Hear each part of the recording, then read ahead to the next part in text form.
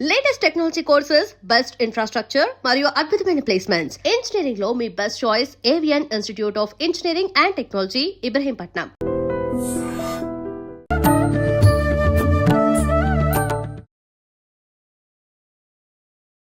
నమస్కారం, welcome to I dream. ధర్మ మార్గం విత్ విజిత కార్యక్రమానికి స్వాగతం. ప్రస్తుతం మనతో పాటు ఉన్నారు ప్రముఖ ఆధ్యాత్మికవేత్త, లలిత ఉపాసకులు శ్రీ శ్రీ శ్రీ నానాజీ పట్నాయక్ గారు. ఇప్పుడు వారితో మాట్లాడదాం. నమస్కారం అండి. శ్రీమాత్రే నమః. లలితా సహస్రనామంలో నుంచుండే నామాలను తీసుకొని ఈ నామం చేస్తే ఏం ఫలితము, ఇలా మనం రెగ్యులర్ గా చేస్తూ ఉన్నాం. కానీ అసలు నిజంగా లలితా సహస్రనామం పారాయణం గనక చేస్తే, ఓవరాల్ నామం గనక చేస్తే ఎటువంటి ఫలితం ఉంటుంది? ఒకవేళ ఈ చెయ్యాలనుకునే వాళ్ళు నియమాలు ఏమైనా పాటించాలా?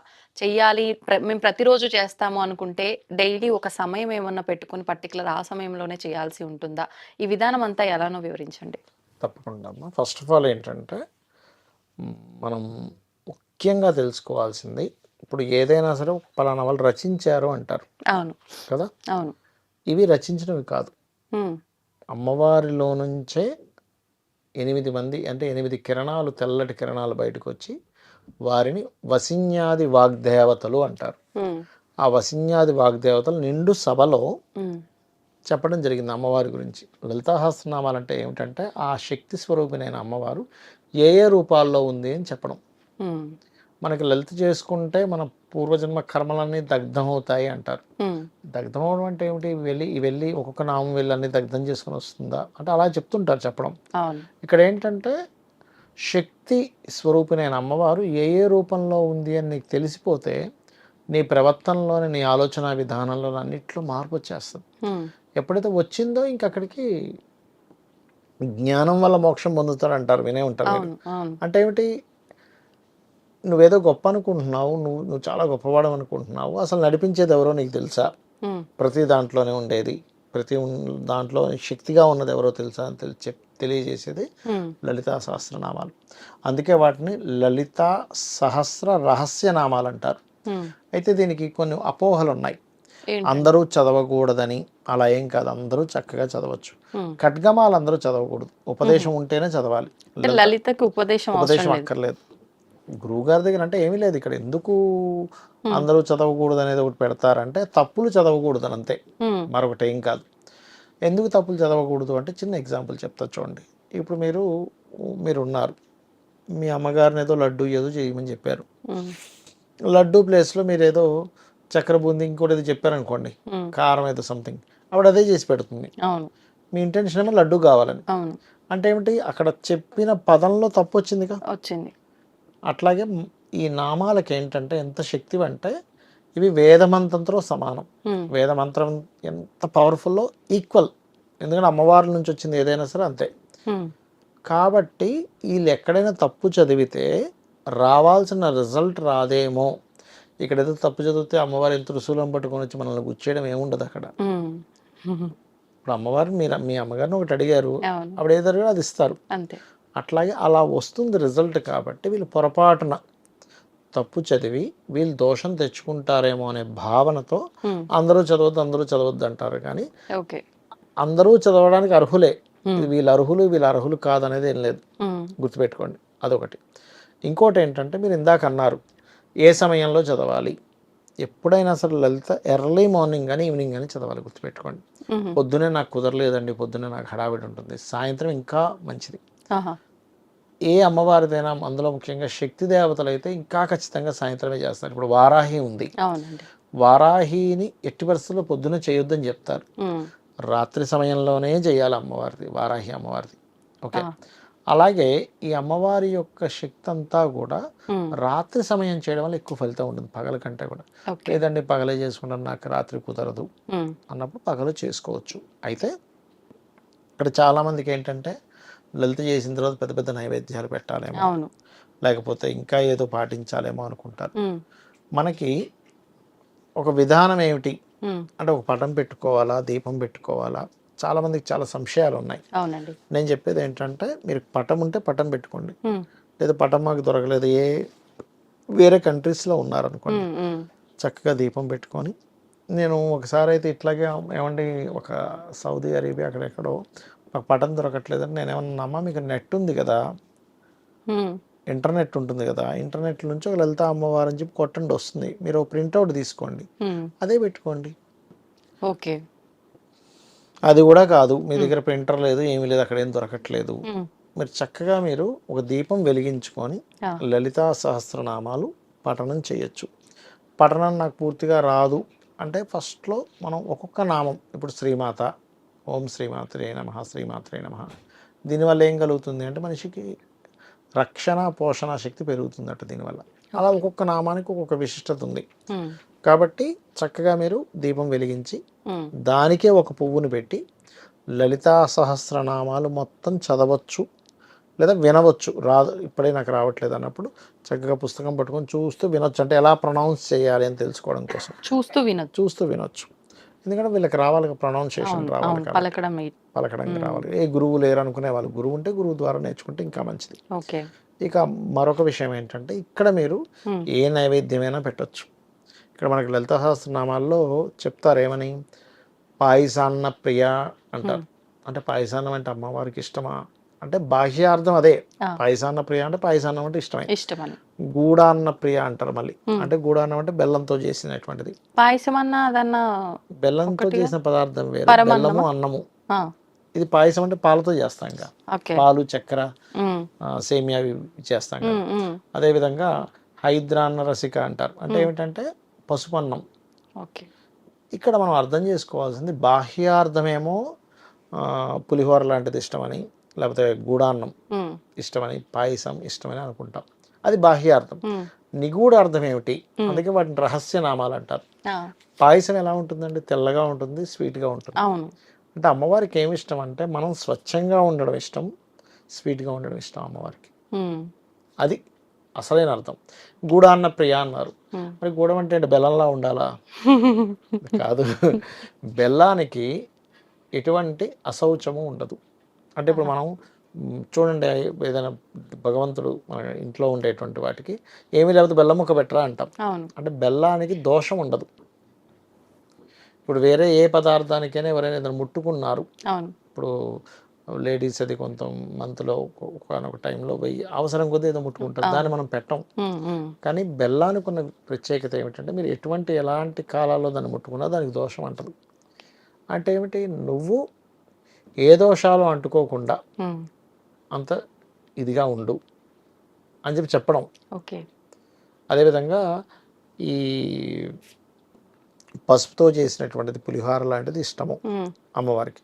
అప్పుడు ఎలా తీసుకోవాలి? అలా ఎలా తీసుకోవాలంటే పులిహోర, ఈ పసుపు గురు సంబంధించినటువంటి కారకత్వాలు ఇవన్నీ.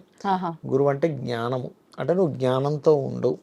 అందుకే చూడండి, జ్ఞానం వల్ల మనకి కర్మ తొలుగుతుంది అంటారు. అంటే నువ్వు జ్ఞానవంతుడిగా ఉండడం అమ్మవారికి ఇష్టం, నువ్వు స్వచ్ఛంగా ఉండడం అమ్మవారికి ఇష్టం, నువ్వు ఎటువంటివి అంటించుకోకుండా ఉండడం అమ్మవారికి ఇష్టం. అది అసలైనటువంటిది.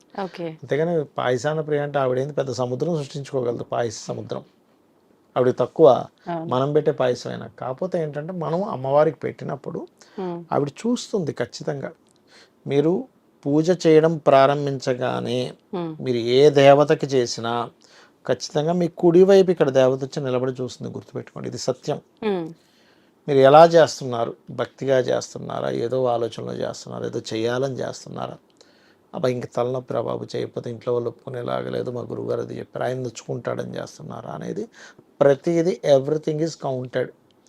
మీరు ఎంత భక్తి, శ్రద్ధ, భావన, నమ్మకం పెట్టి చేశారా 100% అక్కడ రిజల్ట్ వచ్చి తీరుతుంది, ఇంకా అందులో డౌట్ లేదు. ఎందుకంటే దేవతా లక్షణమే మీరు చూపించిన భక్తికి ఫలితం ఇవ్వడం. అందుకే చూడండి, మహాభారతంలో ఆవిడ ఒక్కసారి కుంతీదేవి ప్రయోగం చేద్దామని చూస్తుంది మంత్రాన్ని. చిన్నగా ఉన్నప్పుడు సూర్యభగవానుడు వచ్చేస్తాడు, వచ్చి నీ దీనికి నేను ప్రత్యక్షమయ్యాను, నీకు ఒకటి, అయ్యో నాకు ఇవేం వద్దు, నేను చిన్నపిల్లని, లేదు దేవతా లక్షణమే, నువ్వు పిలిచారంటే మంత్రాధీనం. దైవం మంత్రాధీనం అంటారు, అంటే మంత్ర ఆధీనంలో ఉంటుంది దైవం. నువ్వు మంత్రం చదివారు, అది వచ్చి తీరుతుంది, అది ఇచ్చేస్తుంది ఫలితం. సూర్యభగవానుడు ఏంటంటే నేను వచ్చాను కాబట్టి నీకు ఇవ్వాలి. మరి ఇప్పుడు ఎలాగ నాకు ఇంకా పెళ్ళి అవ్వలేదు, చిన్నపిల్లని అంటే సరే నేను చూసుకుంటాలే అని వదిలేస్తుంది. అప్పుడు సూర్యుడే చూసుకుంటాడు ఆ కర్ణుణ్ణి. అలా ఏంటంటే దేవత 100% చూస్తుంది అనేటువంటి భావనతో పూజ చేయండి. ఏదో టైంపాస్కో నలుగురు చూస్తారు, నలుగురికి చెప్పుకోవడానికి చేస్తే ఏమీ ఉండదు. కాబట్టి ఈ రకంగా చేసుకోవచ్చు లలితా ఇప్పుడు ఈ సహస్రనామం. పారాయణం చేయడం కూడా అంటే సంఖ్యమైన పెట్టుకోవాలండి. కొన్ని ఇన్ని సార్లు చేయాలని జపాలు ఇలాంటివి ఏమైనా పారాయణాలు చేసినప్పుడు సంఖ్య పెట్టుకుంటూ పారాయణానికి ఉంటారు సంఖ్య కదా! అని కాదు, అవసరం లేదా? తీవ్రమైన కష్టాలు ఉన్న వాళ్ళు హ్మ్. రోజుకి 27 సార్లు చేస్తే ఏదైనా ఒక రోజు, అది ఏ రోజు, అష్టమి కానీ, నవమి కానీ, అమావాస్య కానీ, హ్మ్.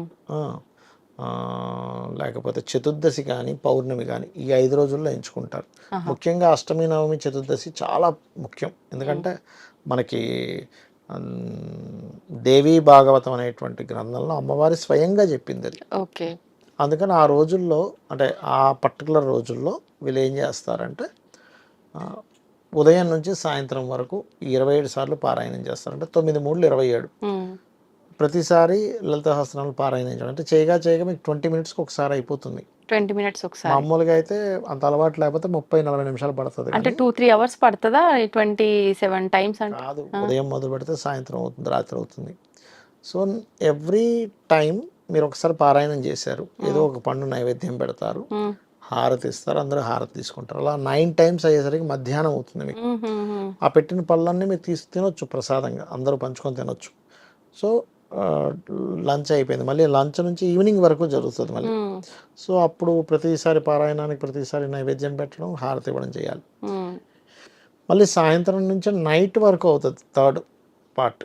ఇలా 27 సార్లు కనుక ఎవరైనా చేశారా 100% వాళ్ళకు ఉండే ప్రాబ్లం క్లియర్ అవుతుంది. అయితే మీకు ఆ సమయంలో కూర్చున్నప్పుడు కాళ్ళు పట్టుకుపోతాయి, నోరు అమ్మాయి ఎన్నిసార్లు చేస్తాం అనిపిస్తుంది. కానీ మీరు ఏం చేయాలంటే, నేను భగవంతుడి కోసం చేస్తున్నాను కదా, ఎన్నో పనులు మనం ఎవరి కోసం చేస్తూ ఉంటాం, పిచ్చి పిచ్చిగా అలసిపోతుంటాం, పిచ్చి పిచ్చిగా అవుతూ ఉంటాం. కానీ భగవంతుడి కోసం చేసినటువంటి సేవ కదా అనే భావనతో మీరు ఇంకా దాంట్లో ఆనందాన్ని, తాదాత్మ్యాన్ని కనుక మీరు పొందగలిగితే ఆ ఫలితం అద్భుతంగా ఉంటుంది. గురుగారు, ఈ మధ్య కాలంలో మీతో మాట్లాడిన సందర్భంలో మీరు దేవీపురం అమ్మవారి ఆలయానికి వెళ్ళొచ్చినట్టుగా చెప్పడం జరిగింది. నిజంగా నేను విన్నాను, అక్కడ లలిత అమ్మవారి ఆలయం చాలా ప్రసిద్ధి పొందిన ఆలయం అని చెప్పి, చాలా అంటే గమ్మత్తైన వింతలన్నీ ఆలయంలో ఉంటాయి అని చెప్పి, అంటే పురోహితుల దగ్గర నుంచి శ్రీచక్రం దగ్గర నుంచి ప్రతి ఒక్కటి కూడా. ఏంటి అసలు అవన్నీ మీరు డైరెక్ట్ గా చూసొచ్చారు కదా, ఒక్కసారి వాటి గురించి వివరించరా? తప్పకుండా. ఫస్ట్ ఆఫ్ ఆల్ ఏంటంటే, ఆ ఆలయం ఎవరైతే నిర్మించారో ఆ నిర్మాణానికి ముందు అతను ఒక న్యూక్లియర్ సైంటిస్ట్. అతను యాక్చువల్గా దాంట్లో నిర్మించిన అతను. ఆ నిర్మించక ముందు అతను ఒక నాస్తికుడు. ఆయనకి అసలు దేవుడి మీద అట్లాంటి, అంటే మరీ అసలు పూజించడం కాదు, పెద్దగా ఇది లేదు, ఆయన జాబ్ ఏదో అయింది అట్లా ఉండేవాడు. ఒకరోజు అతనికి కల్లో అమ్మవారు కనబడి నువ్వు నాకు గుడి కట్టు అని చెప్పింది. అట్లా 2-3 సంఘటనలు కొన్ని జరిగాయి ఆయనకి. జరిగినప్పుడు ఆయనకి ఒక్కసారికి మొత్తం జాబ్, అప్పట్లోనే అంత గొప్ప జాబ్ చేసే వ్యక్తి మొత్తం వదిలేసి నేను అమ్మవారికి గుడి కట్టాలి, ఎలా కట్టాలి అని ఉండగా, ఎందుకు వాళ్ళే వస్తారులే అని అమ్మవారు చెప్పింది స్వప్నంలో. అతను గుడి నిర్మాణం కోసం 3 ఎకరాల భూమిని ఇచ్చాడు ఆయనకి. ఇస్తే వరల్డ్లోనే, అంటే ప్రపంచంలోనే అలాంటి టెంపుల్ లేదు. ఎందుకంటే మనకి శ్రీచక్రం ఉంటుంది చూసారా, శ్రీచక్రంలో బిందు స్థానంలో అమ్మవారు ఉంటే అక్కడ నుంచి ఒక్కొక్కటి వారాహి, ఈ శ్యామల అమ్మవారు, మిగతా ఎవరైతే ఉంటారో యోగిని దేవతలు ఎవరైతే ఉంటారో వాళ్ళందరూ, అష్టమాతృకులు, వీరందరూ ఉన్నటువంటిది ఏదైతే మనం శ్రీచక్రంలో చూస్తామో ఆ శ్రీచక్రంలో ఉన్నట్టే ఒక్కొక్కటి ఇంత విగ్రహం ఉంటుంది. శ్రీచక్రం ఉండి దానిపైన అమ్మవారి విగ్రహాలు కూడా ఉంటాయి. అంటే శ్రీచక్రం లాగే బిల్డింగ్ నిర్మాణం జరిగింది, ఆవరణ మొత్తం. అంటే కన్స్ట్రక్షన్ అంతా శ్రీచక్రాకారం. 3 ఫ్లోర్లు అట్లా కన్స్ట్రక్షన్ శ్రీచక్రంలా జరిగింది. బాబా. అయితే దానికి అప్పట్లో కొన్ని వివాదాలు కూడా జరిగాయి. ఎందుకంటే ఇప్పుడు మనం శ్రీచక్రంలో అనేక మంది దేవతలు ఉంటారు, పేర్లు వినడం వరకే, కానీ మనం ఎప్పుడు ఆ దేవతలు ఎలా ఉంటారో మనం ఎప్పుడు చూడలేదు కదా. ఆయనకి ధ్యానంలో కనబడడం జరిగింది, ఒక్కొక్క దేవత ఎలా ముద్ర వేసింది. అయితే అక్కడ గమ్మత్తైన విషయం ఏంటంటే, ఆయనకి కనబడడం నగ్నంగా కనబడ్డాయి అన్నీ కూడా, దేవతలంతా కూడా. ఆయన అక్కడ పెట్టింది కూడా నగ్నంలోనే పెట్టాడు ఆయన. తర్వాత కొంచెం నగలది వేసి, అంటే ఆయన ఉద్దేశం ఏంటంటే, ఆ జగన్మాత ఇప్పుడు మామూలుగా ఇప్పుడు కాళికా అమ్మవారు ఉన్నారనుకోండి, ఎవరికైనా దర్శనం ఇస్తే వస్త్రం ఉండదు కాళికా అమ్మవారికి, తెలుసా మీకు? మొత్తం ఆ పుర్రలతోనే, వస్త్రాలు ఉండవు ఆవిడకి, ఉండవు. ఎవరికైనా దర్శనం ఇచ్చినప్పుడు, దర్శనం నిజంగా జరిగిన వారిని అడగండి చెప్తారు వాళ్ళు. దర్శనం అమ్మవారిది వస్త్రం అనేటువంటిది ఉండదు. ఓకే. ఓకే. కాలభైరవుడు కూడా వస్త్రం ఉండదు, తెలుసా మీకు? నేను ఈ మధ్య కాలంలో ఒక కాలభైరవ టెంపుల్‌లో దిక్కులే విగ్రహం చూసా. దిక్కులే అంబరములుగా చేసుకున్నటువంటి వాడు దిగంబర దిగంబర. దిగంబర శ్రీ పాదవల్లభ దిగంబర. కాబట్టి వాళ్ళకి ఇది ఆ స్థితి వేరు. హ్మ్. అయితే అక్కడ అతనికి ధ్యానంలో ప్రతి అమ్మవారు కూడా అలా కనబడింది, ఒక్కొక్క ముద్రతో కనబడ్డట్టుగా ఆయన చేయించాడు. హుహు. చాలా వివాదాలు జరిగాయి, అదేంటి అలా ఇలా చేస్తారు. అవును. అప్పుడు ఆయన కొంతవరకు అంటే అతని ఉద్దేశం ఏంటంటే, నాకు అమ్మవారు ఇలాగే చెప్పింది, హ్మ్. సో నేను ఇలాగే చేయిస్తున్నా. కానీ మూలం ఏదైతే లలిత అమ్మవారు ఉందో అదంతా మంచి ఆభరణాలన్నీ బాగానే ఉంటాయి, దానికేమి అట్లా ఏమి ఉండదు. ఆహా! కానీ ఇక్కడ ఉండేటువంటి యోగిని పరివార దేవతల దేవతలు. పరివారం ఎవరైతే ఉంటారో మొత్తం ఈ శ్రీచక్రంలో ఉండేటువంటి వారు, హ్మ్. మోదిని, విమల, ఎవరైతే ఉంటారో వీళ్ళందరూ కూడా ఒక్కొక్కరు సర్వాకర్షణి, రూపాకర్షణి ఇట్లా ఉంటాయి. అలా ఎంతమంది దేవతల విగ్రహాలు మొత్తం ఉన్నాయి? మనకి శ్రీచక్రంలో ఎంతమంది ఉంటారో అంతమంది ఉంటారు అక్కడ. ఆహా! అయితే ఓకే. ఆ, తర్వాత కొంచెం మార్పు చేశారు అన్నారు. అంటే ఏమిటంటే నగలు పెట్టడం, కొంచెం అంటే కొంత జ్యువెలరీతో కొంత కవర్ చేయడం, కవర్ ఇట్లాంటివి చేయడం. చేశారు. అయితే అక్కడ ఏంటంటే 3 ఎకరాలు యాక్చువల్గా వాళ్ళు అప్పుడు ఇచ్చింది. దాని తర్వాత వీళ్ళు సంథింగ్ 5-6 ఎకర్స్ ఏమో కొని మళ్ళీ ఇంకొంచెం ఎక్స్టెన్షన్ చేశారు. ఇప్పుడు అక్కడ ఒక గోశాల కూడా ఉంది. హుహు. ఇంకోటి ఏంటంటే మనం లోపలికి వెళ్ళిన తర్వాత వాళ్ళు, అంటే నేను వెళ్ళిన నా ఎక్స్పీరియన్సెస్ చెప్తున్నా. ఫస్ట్ మనం లోపలికి ఎంటర్ అవ్వగానే అసలు ఆ ఆలయం ఎలా వచ్చింది అక్కడికనే దాని మీద ఒక స్క్రీన్ మీద మొత్తం చూపిస్తారు. హుహు. అసలు ఎవరు దాన్ని నిర్మించారు, అతనికి ఎట్లా వచ్చింది. ఎందుకంటే ఆ స్థలంలో ఎప్పుడైతే 3 ఎకరాల స్థలం డొనేట్ ఇవ్వబడిందో అవును. ఆ స్థలంలో వాళ్ళకి ఎక్కడ కట్టాలి ఏంటన్నప్పుడు ఒక శ్రీచక్రం దొరికింది వాళ్ళకి, అక్కడ ఆ ప్లేస్‌లోనే. ప్లేస్లో దొరికింది. హ్మ్. సో శ్రీచక్రం దొరికినందుకు ఆ దొరికిన ప్రదేశంలోనే వాళ్ళు ఆ ఆలయం కట్టడం జరిగింది. హుహు. లోపలికి వెళ్ళిన తర్వాత మనకి ఈ రకంగా స్క్రీన్ మీద మొత్తం చూపిస్తారు. హ్మ్. దాని తర్వాత లోపల దర్శనం జరిగిన తర్వాత ఆ పక్కనే గోశాల ఒకటి ఉంటుంది. ఆహా! గోశాల దాని తర్వాత అక్కడ గురుకులం ఉంది. హుహు. స్త్రీలకి, వేద ఆడపిల్లలకి ఆహా! వేదం నేర్పిస్తారు అక్కడ. ఆడపిల్లలకి వేదం. ఆడపిల్లలకి వేదం మామూలుగా నేర్పిస్తారు. ఆడపిల్లలు వేదం చదవొచ్చా? చదవకూడదని ఏం లేదు, కాకపోతే ఆహా! వాళ్ళకి కొంత ఋతుక్రమం ఇవన్నీ ఉంటాయి కాబట్టి అడ్డం కదా అని చెప్పి చదవకూడదని లేదు. అలా అయితే హ్మ్. వేదమాత ఎవరు? అమ్మవారే కదా మరి. అవును. అవునా కదా, అవును. సరస్వతీదేవి ఎవరు మరి? అమ్మవారు అలా. ఆడ మనిషి. హ్మ్. అట్లాగే మీకు 2 శివలింగాలు ఉన్నటువంటిది ఒక ఆలయం ఉంది. 2 శివలింగాలు, 2000, 2 కాదు 2000, 2000 శివలింగాలు 2000 శివలింగాలు ఈ ఉండేటువంటి ఆలయంలో ఆ, ఉన్నాయా? ఆ, ఆహా! ఇంకొక ప్రాంగణం అది ఓకే. అక్కడ ఒకటి ఉంది. కామాఖ్య ఆలయం ఉంది అందులో మళ్ళీ. అందులోనే. ఆ, స్వయంభూగా వెలిచినటువంటి కామాఖ్య అక్కడ, ఓహ్! కామాఖ్య ఆలయం ఉంది. హ్మ్. ఇలాగా ఇవన్నీ ఉన్నాయి అక్కడ. హుహుహు. అయితే నాకు వెళ్ళిన తర్వాత నాకు అనుభూతి జరిగింది ఏమిటంటే, ఏదో ఆలయానికి వెళ్ళొచ్చినట్టుగా వెళ్ళొచ్చడం కాదు, ఏదైనా సాధనా ప్రదేశంలో అనిపించింది అది. అంటే వెళ్ళి చూడ మనం జపం చేసుకుంటాం, ఇప్పుడు కాశీకి వెళ్తారు, అవును. సాధనా ప్రదేశంగా భావిస్తారు కాశీ ఒకటి, అలాగే మనకి కామాఖ్య టెంపుల్ ఒకటి, ఇట్లా కొన్ని ఉన్నాయి, హ్మ్. హిమాలయాలు ఒకటి. ఎలా అయితే మనం సాధనగా భావిస్తామో అక్కడికి వెళ్తే మాత్రం కంప్లీట్ సాధన.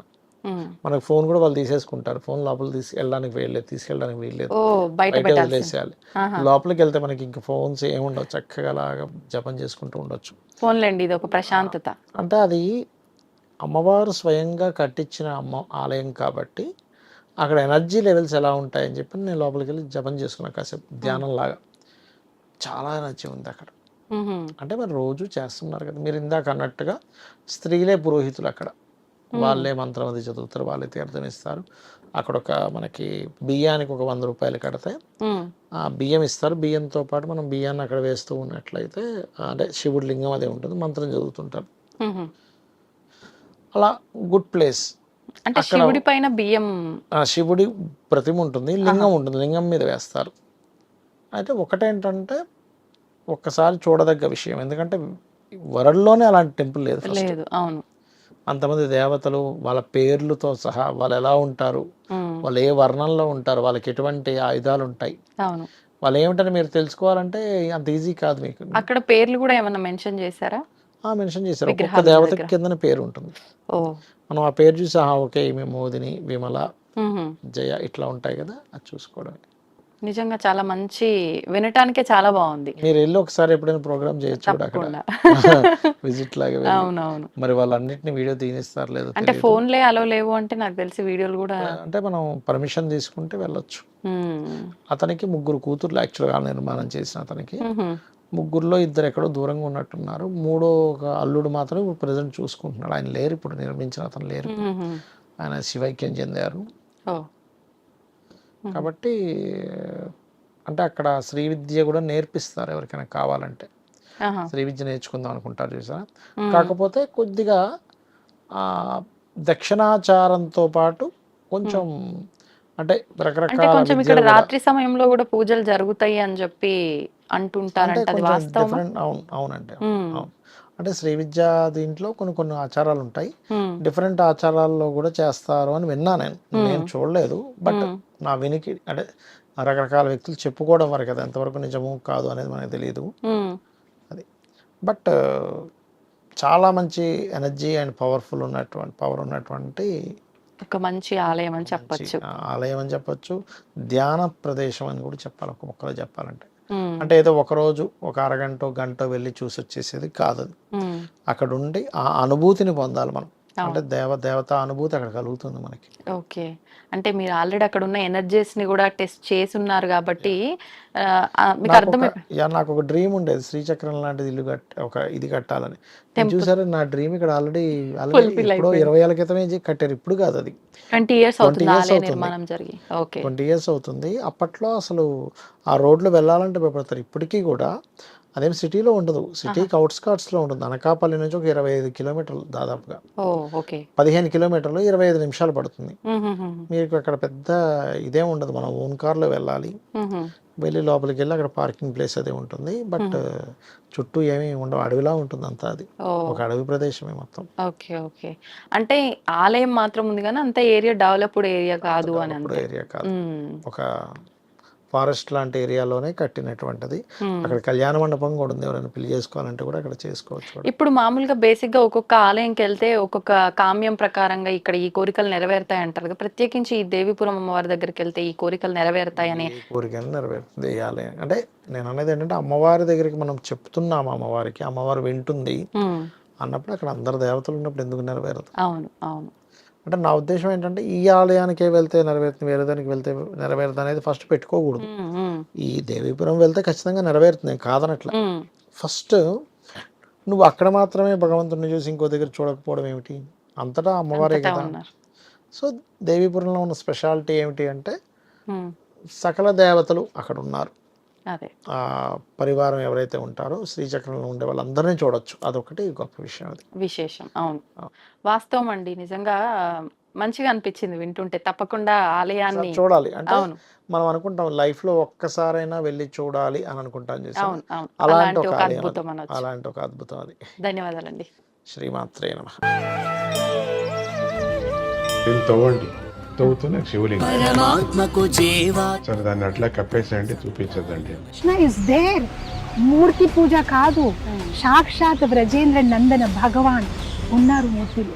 ఏమీ ఆశించకుండా ఆరాధించే వాళ్ళు కూడా ఉన్నారా ప్రభుజీ? నిజమైన భక్తి అంటే మనకు తెలియదు కాబట్టి.